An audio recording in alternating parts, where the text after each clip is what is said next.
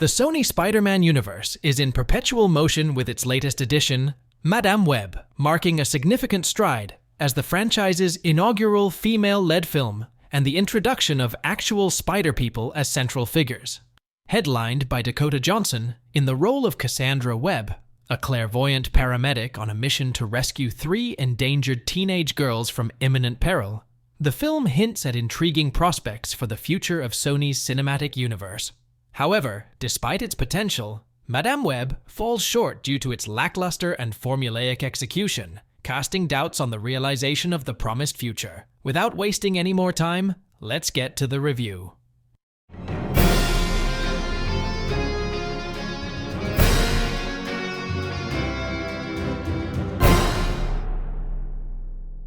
Madame Web grapples with an increasingly intolerable issue. A 2-hour runtime spent teasing the viewers with a far more interesting sequel than what unfolds on screen.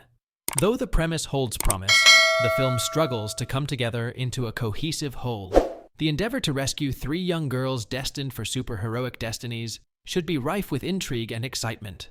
Regrettably, it flounders amidst haphazard writing, perplexing editing decisions, and a pervasive aura of disinterest emanating from the cast. The initial buzz surrounding Madame Web was that is Sony's version of Doctor Strange, a comparison that sparked considerable anticipation, particularly given Cassandra Webb's seemingly boundless potential. However, while the film does feature several Doctor Strange-esque moments, they feel glaringly out of sync and lacking in originality, even bordering on parody.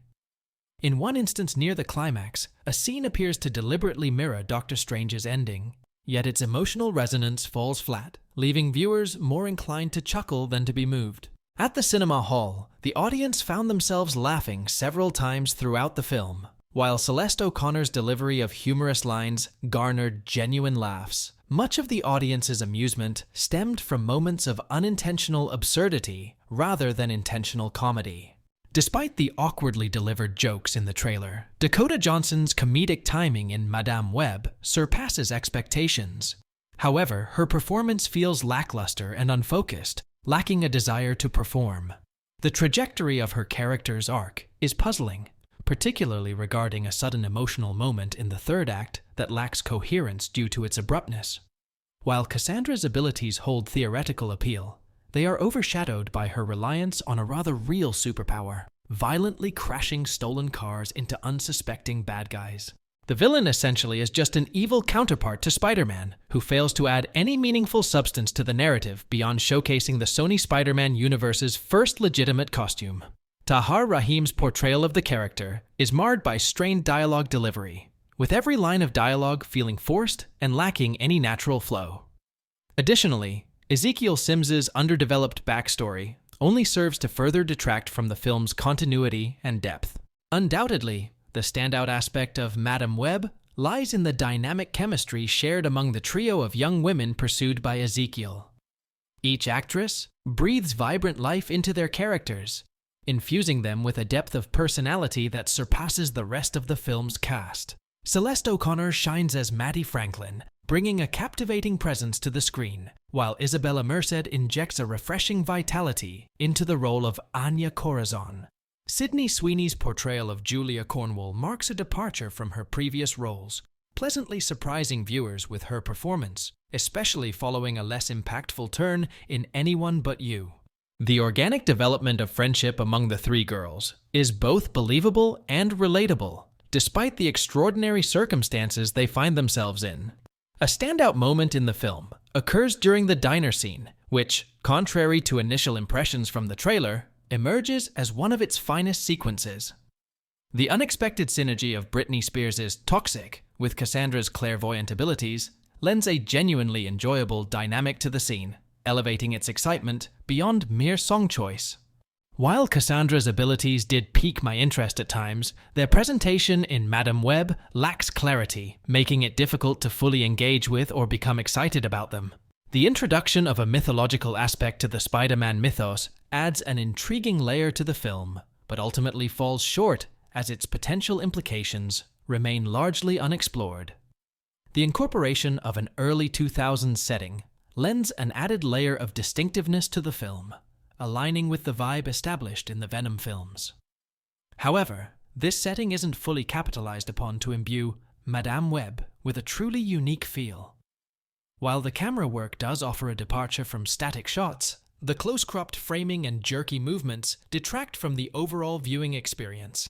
In particular, the final battle scene evokes more of a low-budget video game boss fight atmosphere rather than the grandeur expected of a superhero movie. Ultimately, Madame Web fulfills the expectations set by its trailer, delivering a formulaic superhero film that hints at a far more intriguing sequel that may never come to fruition. The film's failure to fully realize its concept is a disappointment, wasting audience time on a poorly executed premise. Even the actors appear to share this sentiment, evident in their lackluster performances and Dakota Johnson's candid comments and attitude toward the film during the press tour. It's called Madame Web. It is in the Marvel Universe, and it also stars Sydney Sweeney. So it's kind of like if AI generated your boyfriend's perfect movie. Madame Web lacks even a tiny connection to the wider Sony Spider-Man universe, failing to offer fans any tantalizing crossover teases.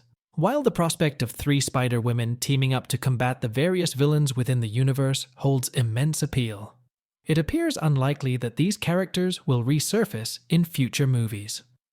This absence of interconnectivity leaves fans yearning for the potential excitement of crossover events that may never come to reality. When Madame Web was initially announced, I, like many others, believed it held promise. While the film does have its moments, they are overshadowed by its shortcomings. Ultimately, I don't believe it warrants the investment of time and money to see it in theaters. Hopefully, Kraven the Hunter will fare better and deliver on the potential that Madame Web failed to fully realize. Having taken the risk to watch Madame Web, I must say it falls short of expectations. While it has a few redeeming moments, overall it fails to deliver on its promise. Save your time and money, folks, and if anyone you know is considering seeing this film, do them a favor and steer them away. Like, share, and subscribe for more reviews. Until next time, stay chill and enjoy better movies. So, while my character in the movie may be able to see the future, I also can. And I know what the future brings. I know that when you see Madame Web, you're gonna love it. In fact, I think you're gonna see it twice.